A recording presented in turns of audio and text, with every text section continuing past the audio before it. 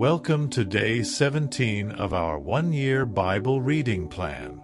Today, we dive into Genesis 40 and 41, where Joseph interprets dreams and rises to power in Egypt, setting the stage for God's greater plan.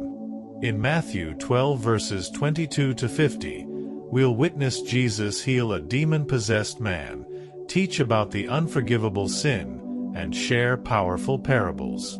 Let's explore the amazing truths and lessons these passages reveal. Genesis chapter 40.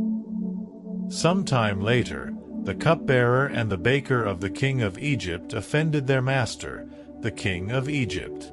Pharaoh was angry with his two officials, the chief cupbearer and the chief baker, and put them in custody in the house of the captain of the guard, in the same prison where Joseph was confined. The captain of the guard assigned them to Joseph, and he attended them.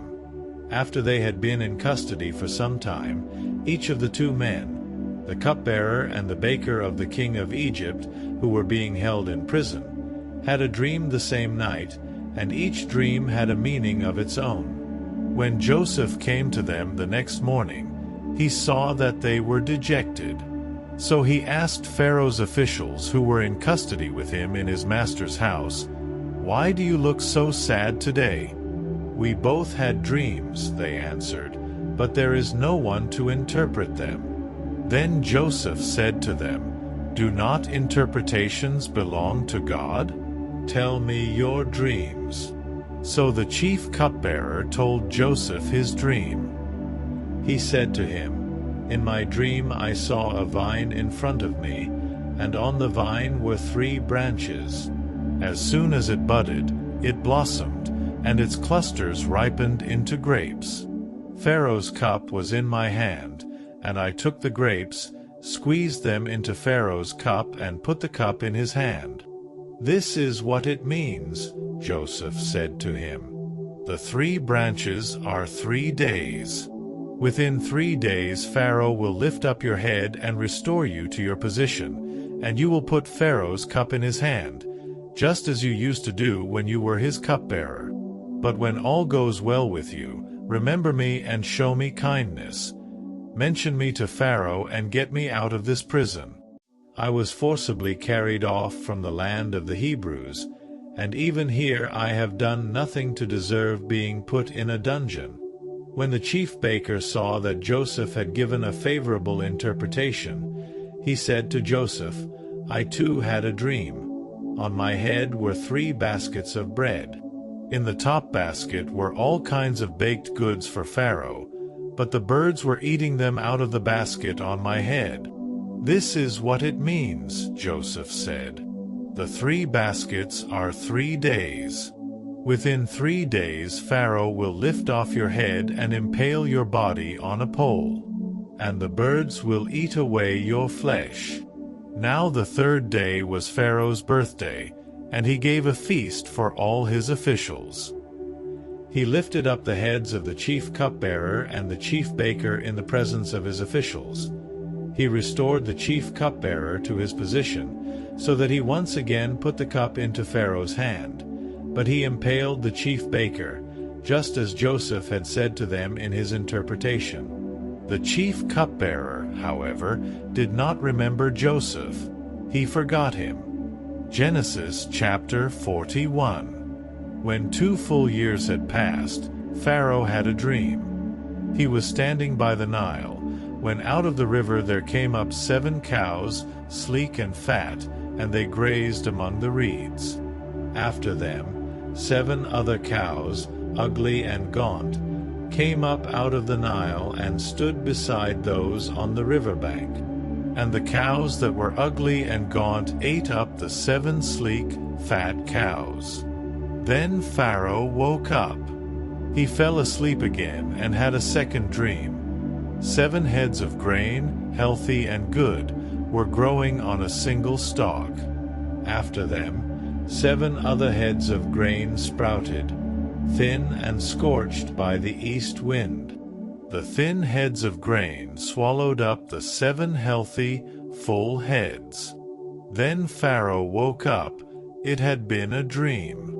In the morning his mind was troubled. So he sent for all the magicians and wise men of Egypt.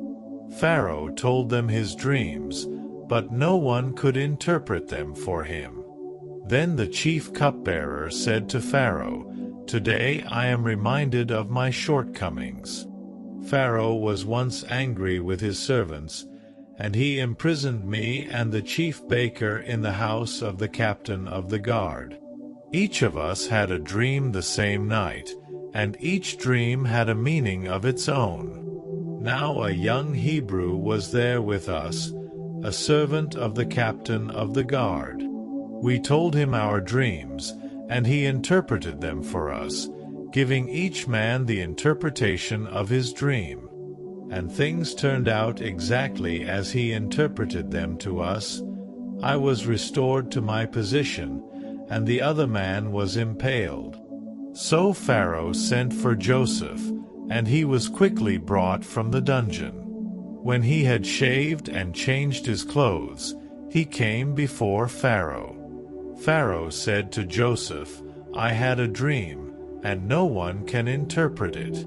But I have heard it said of you that when you hear a dream you can interpret it." "I cannot do it," Joseph replied to Pharaoh, "but God will give Pharaoh the answer he desires." Then Pharaoh said to Joseph, "In my dream I was standing on the bank of the Nile, when out of the river there came up 7 cows, fat and sleek, and they grazed among the reeds. After them 7 other cows came up, scrawny and very ugly and lean. I had never seen such ugly cows in all the land of Egypt. The lean, ugly cows ate up the 7 fat cows that came up first. But even after they ate them, no one could tell that they had done so. They looked just as ugly as before. Then I woke up. In my dream I saw 7 heads of grain, full and good, growing on a single stalk. After them 7 other heads sprouted, withered and thin and scorched by the east wind. The thin heads of grain swallowed up the 7 good heads. I told this to the magicians, but none of them could explain it to me.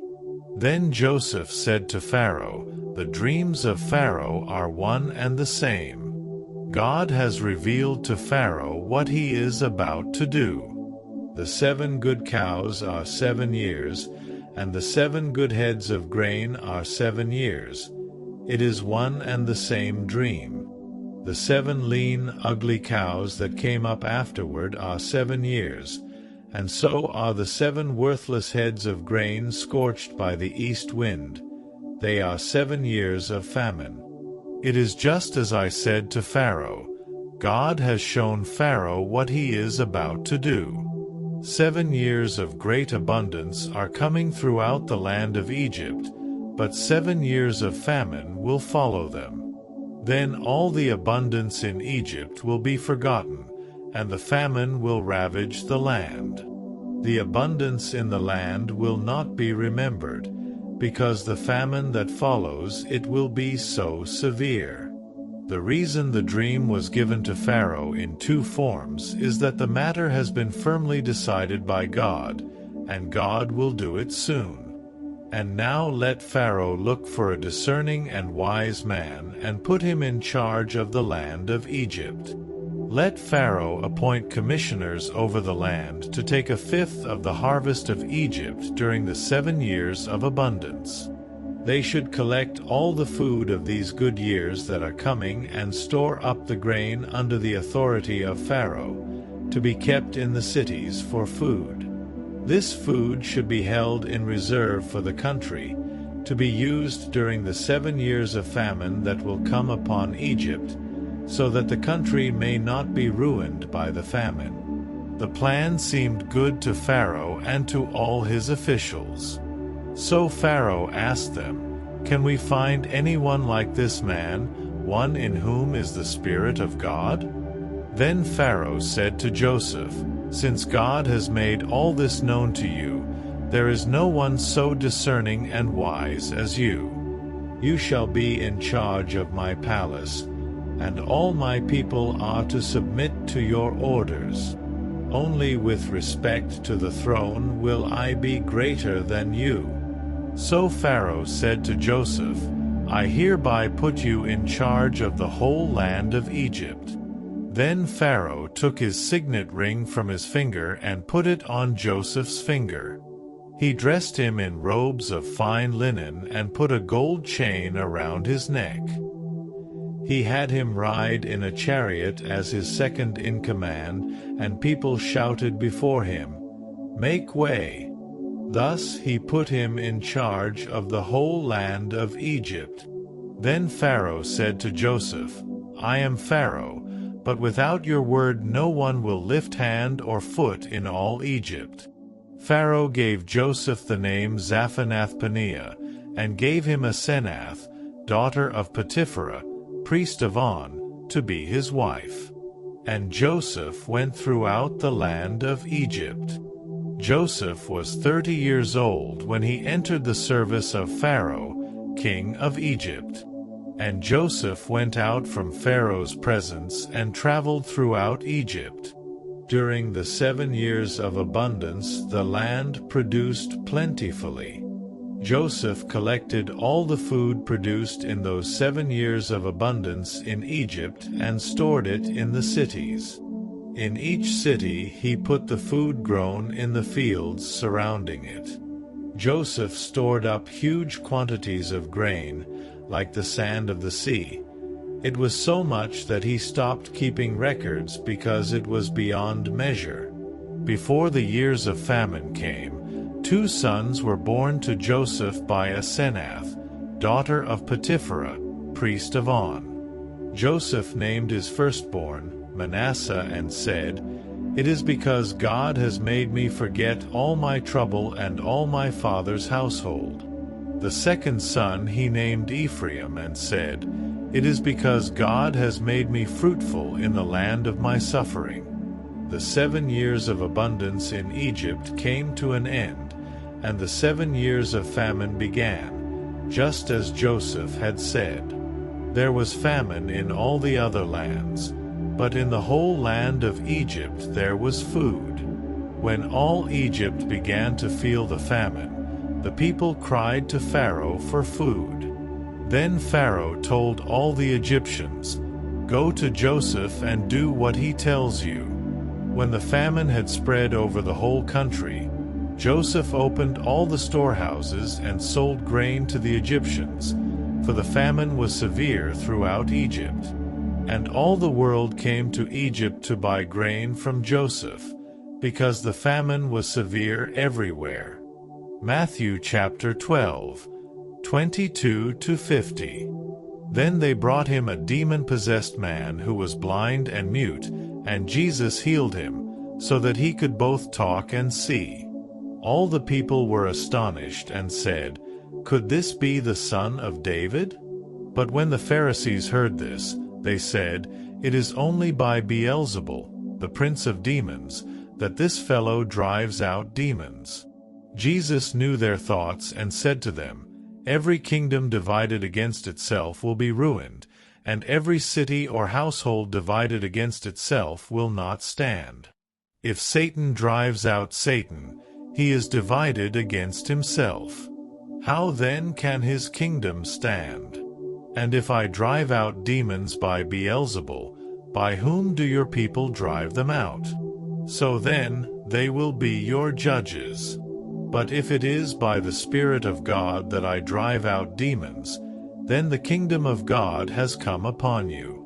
Or again, how can anyone enter a strong man's house and carry off his possessions unless he first ties up the strong man? Then he can plunder his house. Whoever is not with me is against me, and whoever does not gather with me scatters. And so I tell you, every kind of sin and slander can be forgiven, but blasphemy against the Spirit will not be forgiven. Anyone who speaks a word against the Son of Man will be forgiven, but anyone who speaks against the Holy Spirit will not be forgiven, either in this age or in the age to come. Make a tree good and its fruit will be good, or make a tree bad and its fruit will be bad, for a tree is recognized by its fruit. You brood of vipers, how can you who are evil say anything good? For the mouth speaks what the heart is full of. A good man brings good things out of the good stored up in him, and an evil man brings evil things out of the evil stored up in him. But I tell you that everyone will have to give account on the day of judgment for every empty word they have spoken. For by your words you will be acquitted, and by your words you will be condemned. Then some of the Pharisees and teachers of the law said to him, Teacher, we want to see a sign from you. He answered, A wicked and adulterous generation asks for a sign, but none will be given it except the sign of the prophet Jonah. For as Jonah was 3 days and 3 nights in the belly of a huge fish, so the Son of Man will be 3 days and 3 nights in the heart of the earth. The men of Nineveh will stand up at the judgment with this generation and condemn it, for they repented at the preaching of Jonah, and now something greater than Jonah is here. The queen of the south will rise at the judgment with this generation and condemn it, for she came from the ends of the earth to listen to Solomon's wisdom, and now something greater than Solomon is here. When an impure spirit comes out of a person, it goes through arid places seeking rest and does not find it. Then it says, I will return to the house I left. When it arrives, it finds the house unoccupied, swept clean and put in order. Then it goes and takes with it 7 other spirits more wicked than itself, and they go in and live there. And the final condition of that person is worse than the first. That is how it will be with this wicked generation. While Jesus was still talking to the crowd, his mother and brothers stood outside, wanting to speak to him. Someone told him, Your mother and brothers are standing outside, wanting to speak to you. He replied to him, Who is my mother, and who are my brothers? Pointing to his disciples, he said, Here are my mother and my brothers. For whoever does the will of my Father in heaven is my brother and sister and mother. Today's reading reminds us of God's timing and how He uses even our most difficult moments for His greater purpose. It also challenges us to align our hearts with Jesus and listen to His call. What spoke to you most in today's scriptures? Share your thoughts in the comments, and join us tomorrow for Day 18 as we continue our Bible journey.